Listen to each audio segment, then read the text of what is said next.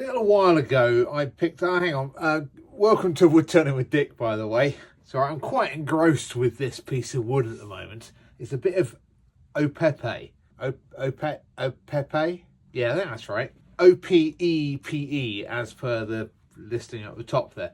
It's a very large tree in Africa that is used for construction timber. Now, this is just a large chunk of it, but kind of hoping this yellowy orange, brown, is going to transfer when it's all polished and finished, which might look quite pretty.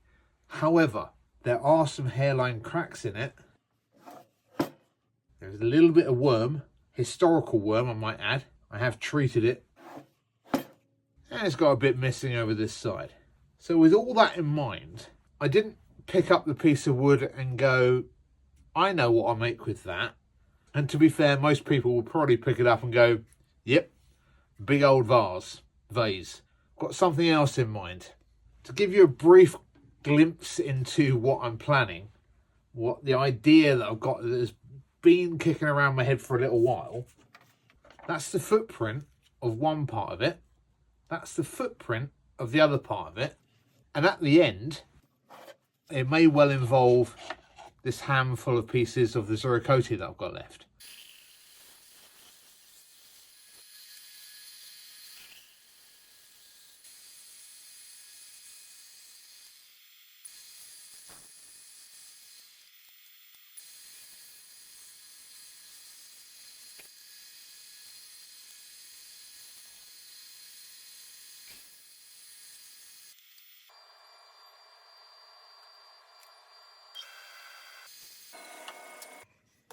But that's a lovely orange, that, isn't it? Change of bandsaw blade. It really was quite blunt and wandering. And these are the lovely straight cuts on a nice fresh blade, cutting like butter. I do like that. Looking a little bit closer at this one, this will probably do for the singular piece that I want to make. This will do for something else sometime. And if the other one goes wrong, then I maybe be able to use this one. Or I might use it anyway. I'll have a think on that, but initially, there's a bowl blank and a bit, and there's another bowl blank and a bit. They can go to one side. Then we're left with this. Part of the reason for cutting this like this is so I can have the longer pieces on the side there. There's a purpose for these. You will see in due course. Let's find the dead centre of that and get it on the lathe. To the lathe. This piece I got from Steve Iris back in January 2022. He's got a lovely collection of wood. Really, if you get an opportunity, do get in touch with him. If you're anywhere near Junction 7 of the M4, definitely worth a visit. He's got a couple of containers full of gorgeous, exotic and British native gorgeous woods. I've mentioned him before on my channel. His website address, you can get in touch with him through, is noted below. I'll also put it in the description of the video. So the thing I'm making now is just something I thought about making. We all do it. We all lay in bed at night, trying to get to sleep, thinking, oh, you know what? I'll make a bowl with 4 square sides, or hollow the inside out of a bit of wood. I think that's what I'll try at the weekend. And this is exactly what I've done. I've gone, I fancy making this. And then I've found the piece of wood I need to make it, and I'm making it. Believe it or not, that's taken me a while. It's not the nicest stuff to cut. There is no shavings off of this whatsoever. It's just this. No matter which way I shape the tool, there is no shavings. It's just dust. Orange dust everywhere. Nice shimmer. Got this crack through here.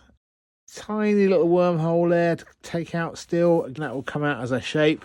And what I need to do is bring this right in at a really nice gradual angle, starting here at the widest point, coming down to near nothing down in there. You'll see why shortly, and you will hopefully get it.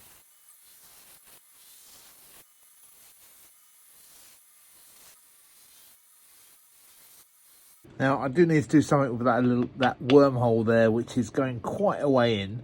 I think I'm just gonna make a U there. A little bit of super glue and dust just to finish that hole off, and then I'll get Lenore to gild in there. So that should be okay. Right, let's get back to the rest of the shaping of that. Almost there, actually. I'll come bring this down. Ooh, exciting times, if you knew what I was doing, which you do because you've seen the thumbnail. Duh.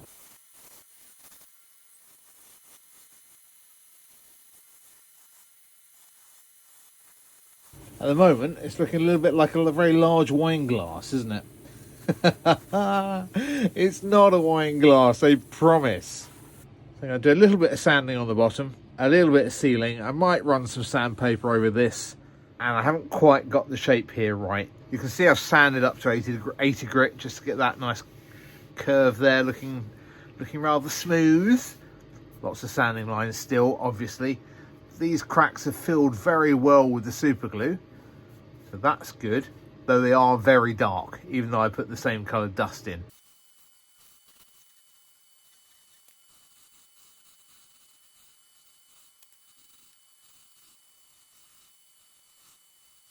Much better, shape-wise. The sanding will round this a bit more, and the top here will be fine. Okay, I've got some sanding to do. I'll come back when I'm putting the sander sealer on this lot, and after I've done that, we're going to I can do that now actually, and then all going well, that'll cut down as far as I need it to. Here we go. Is that deep enough that I wanted it? Do you know what? That's almost perfect. Measure my finger there. Very skillful measurement that. There we go, perfect. Right, that will do. Sanding finished to 320. Here is going to be the front of my lady.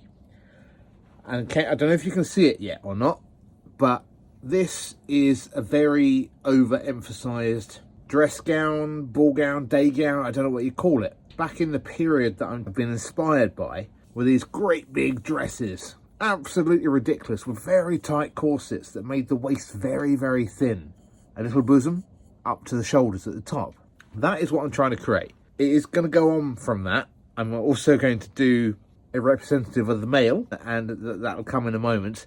It's really difficult to explain my thinking here, but if this is the front of my lady, directly up from this, I would like a kind of V-neck. So let me just get the drill.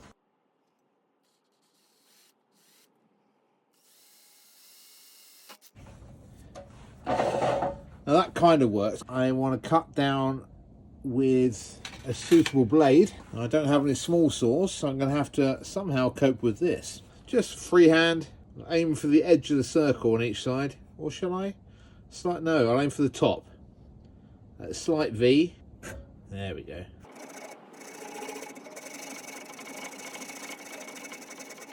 Now, the reason for this, I'm kind of just creating a bit of a necklace or a cleavage, or I don't know really how you want to describe it really.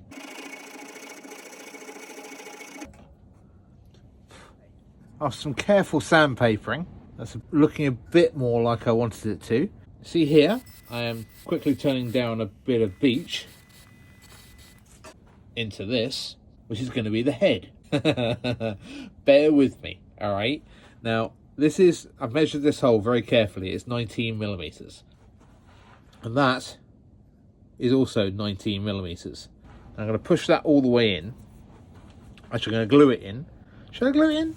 Fine, I will glue it in because I'm going to turn this into the head. It's way too long for what I needed it, but that's the size I cut. So there you go.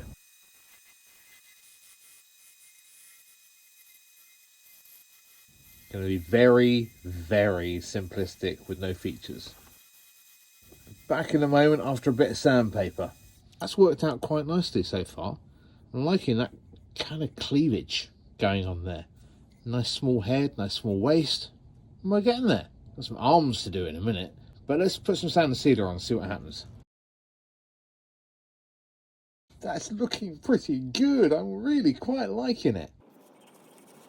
It's lovely when something from your imagination comes to life, isn't it? This is going to be my gentleman. See if you can see it before anyone else does.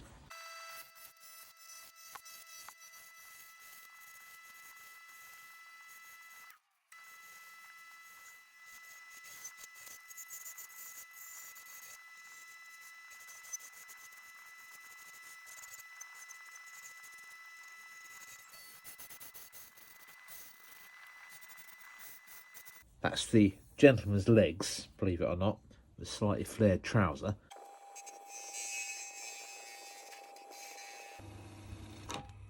Jackpot. So skipping ahead a little bit, sanded all of this, sanded sealed it, I just need to wax it. I've inserted a male shaped head, if that's a thing. More masculine, a bit bigger, a bit taller. It didn't go in straight with the forcing bit on the tailstock. I got it slightly off, which has meant when I've sanded the join, it's gone a bit off. You see that line there? But actually, that works. If I have this as the front, the low part as the front facing, it's going to look almost intentional, like the collar of the tunic or whatever it is he's wearing is coming down this way. So yeah, that's not a terrible thing. I think it's worth putting a coat of wax on it now. Might have to manually do it later. It's always fun, especially with something this shape. Rather pleased with the way that neck's turned out. See the drop collar here. Now, speaking of, let me just take this wax off quickly. What I want to do is put a couple of arms on here, and to do that I need to drill in the side of this, and I want to go directly there. Next thing is I need to turn down some arms. So here's the first arm. It's just one of the corners cut off and a block of beech on the top. Just going to turn that down quickly to a complete, just a straight column. You'll see. And after a bit of sandpaper, we have one arm. For the ladies' arms, I've glued two bits of beech together because I don't have any larger pieces in this nice light colour. So let's get a nice couple of ladies' arms turned. That's all nicely waxed now, a little bit of surface dust on there where I've been doing other things in the workshop. I haven't sanded it yet, and I did very rough with the bowl gouge. And as I said, they glued two bits together, and it's actually come apart, which is fine. If I wanted it to, I was going to cut it otherwise. But I was going to use part of these for the arms, to give her a little bit of curve in the arm. And actually, if I put that there and that there, have them down resting on her skirt, I'm loving that. I really, really am loving that look. The gestures will come later. And I was thinking maybe where the hand is, just to have this at a slight angle, almost like fingers pointing in, if that was her arms very elegantly standing there with her fingers pointing towards each other. Now to attach them on there, all I need to do, pop a dowel in there, pop a dowel in there, and glue them on. Simple as that, right?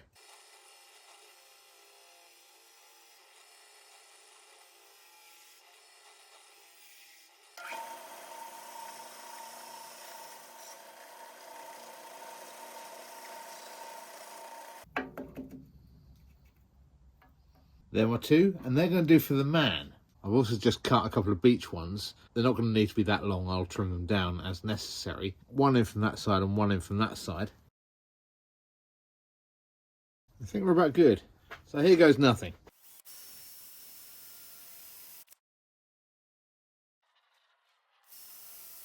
Oh, good, nice fit.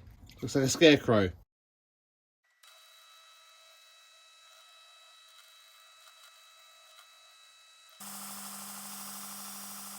I owe you an update. I've been jumping ahead without recording, so a little summary of what I've been doing. I've built a dance floor for said couple out of Ziricote offcuts.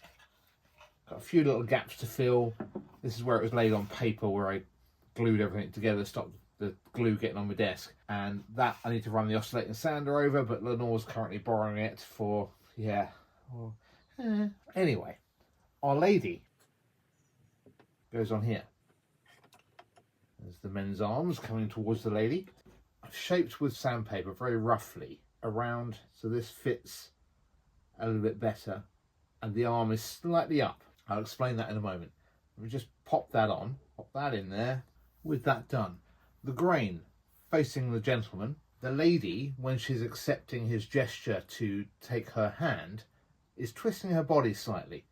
Hence why you'll see the front here is facing that way slightly, and the whole thing's slightly rotated, even though the grain is facing forward. So the gentleman, ta-da, I've drilled his holes in his arms. I haven't cut these down yet, but they're my dowels. I'll put one of those in. I haven't pushed them all the way in yet because they're a really good tight fit. I'll measure those up later. But he'll sit somewhere back here, not the flattest of bases he's not got. Not a problem. Now, he is slightly taller, which is perfect. Shoulder height is slightly taller, perfect. Head difference, slight, great. Now, he's gesturing towards her. Here's his hand. I shaped that so it's like hers. It's like the palm of the hand. Now, this is way too long, obviously. If I put that on there, it's going to be down here. It's going to look really silly as well. The whole thing looks really silly. I know it's an artistic interpretation. It's what goes on in my brain. I can't help it. Now, I did grow up dancing. Did a bit of salsa for a few years, which is how I met Lenore. I still do a bit every now and again, as you can see here. I think this is why I've made this piece. In the recesses of my brain, it's just a pretty piece to make. I like the idea of it. So, hang on, let me move the camera. He needs to reach about there, but I don't want him actually touching her.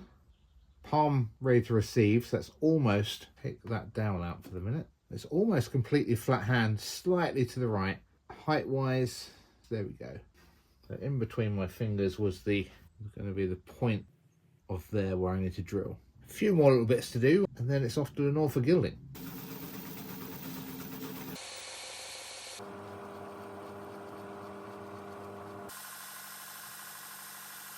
A bit of sanding later.